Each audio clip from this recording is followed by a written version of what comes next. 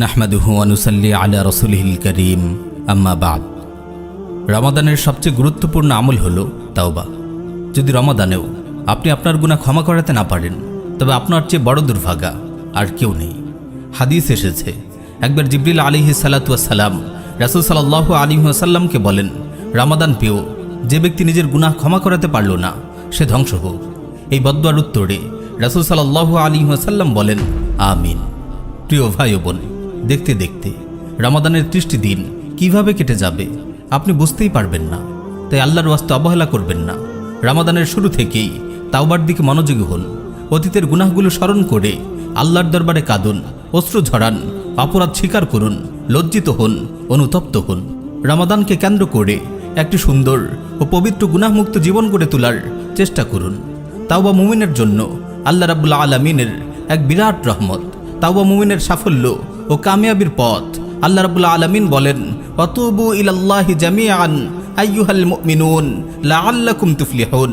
হে মুমিনগণ, তোমরা সবাই আল্লাহর কাছে তাওবা করো যাতে তোমরা সফল হও।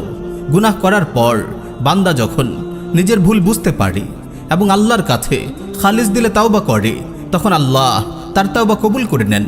আল্লাহ তাআলা বলেন, ফামান তাবা মিন বা'দি যুলমিহি ওয়া আসলাহা ফাইন্নাল্লাহা ইয়াতুবু আলাইহি। সীমালঙ্ঘন করার পর কেউ তাওবা করলে এবং নিজেকে সংশোধন করলে অবশ্যই আল্লাহ তার তাওবা কবুল করবেন। প্রিয় ভাই ও বোন, আল্লাহ রাব্বুল আলামিন কেবল তাওবা কবুল করেই ক্ষান্ত হন না, তিনি তাওবাকারীকেও ভালোবাসেন। আল্লাহ তাআলা বলেন, ইন্নাল্লাহা ইউহিব্বুত তাওয়াবিন ওয়া ইউহিব্বুল মুতাতাহহিরিন। নিশ্চয়ই আল্লাহ তাওবাকারীদের ভালোবাসেন এবং পবিত্রতা অর্জনকারীদের ভালোবাসেন। তাওবাকারী গুনাহ থেকে এমনভাবে পবিত্র হয়ে যায় যেন সে কোনো গুনাহই করেনি। সুনানে ইবনে মাজায় বর্ণিত একটি সহিহ হাদিস এসেছে, রাসূল সাল্লাল্লাহু আলাইহি ওয়াসাল্লাম ইরশাদ করেন, আত-তাইবু মিনাজ যামবি কামান লা যামবা লাহ। গুনাহ থেকে তাওবাকারী সেই ব্যক্তির ন্যায় যার কোনো গুনাহ নেই। প্রিয় ভাই ও বোন, আপনি কি এই রমাদানে আল্লাহর কাছে এত দীর্ঘ সময় ধরে দোয়া করেছেন যে যখনই আপনার মনে হয়েছে আল্লাহ আপনার দোয়া কবুল করেছেন, তখনই আপনি হাত নামিয়েছেন? আপনি কি কোনো রাতে প্রাণ ভরে এত বেশি কেঁদেছেন যার মাধ্যমে আপনি জাহান্নাম থেকে মুক্তির খানিকটা আশা করতে পারেন? আপনি কি কখনো রবের দরবারে এত বেশি আবেগ নিয়ে তাওবা করেছেন যে আপনি নিজেকে ধরে রাখতে না পেরে জমিনে লুটিয়ে পড়েছেন?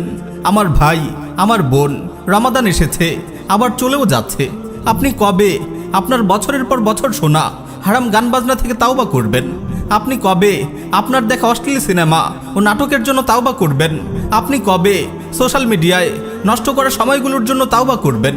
কবে আপনি মানুষের পাওনাগুলো আদায় করে দেবেন?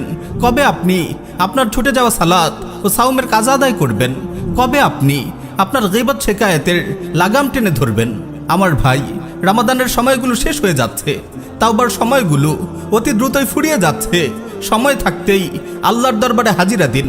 পবিত্র কোরআনুল কারীমের সেই মোবারক আয়াতটি দিয়েই আজকের আলোচনা শেষ করছি। আলাম ইয়ানি লিল্লাযীনা আমানু আন তাখশা কুলুবুহুম লিযিকরিল্লাহ। মুমিনদের জন্য কি এখনো সময় হয়নি যে তাদের অন্তরসমূহ আল্লাহর স্মরণে বিনম্র হবে? মুমিনদের জন্য কি এখনো সময় হয়নি যে তাদের অন্তরসমূহ আল্লাহর স্মরণে বিনম্র হবে?